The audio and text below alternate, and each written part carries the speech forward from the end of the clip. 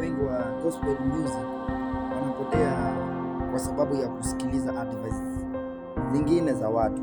Advice zingine watu wanakupea negative, hizo achana nazo.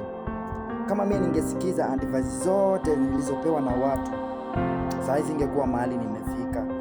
Saa hii wengine walikuwa wanakuja na kuambia hii music umeanza, saa hii una pesa, itafika mahali aanze kukusumbua, sijui kwanza tafuta pesa. Ni kweli ilikuwa ngumu, lakini niling'ang'ana tu. Ikiwa hivyo nikafika mahali nimefika, ikiwa hivyo tu. So hao ni watu ambao wanataka kukuvunja moyo kwa kile ambacho unafanya. Zingine usisikize, zingine zinabomoa na zingine zinajenga. So sikiza positive. Na sio kila mtu anapaswa kukuadvise. Hata wewe jiadvise mwenyewe. Be your mentor. Hata wewe jiadvise mwenyewe.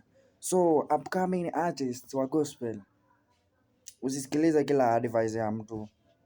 Be selective na utazidi kusonga. Kazi ikija itajipa yenyewe. Ipo siku kazi itajipa yenyewe.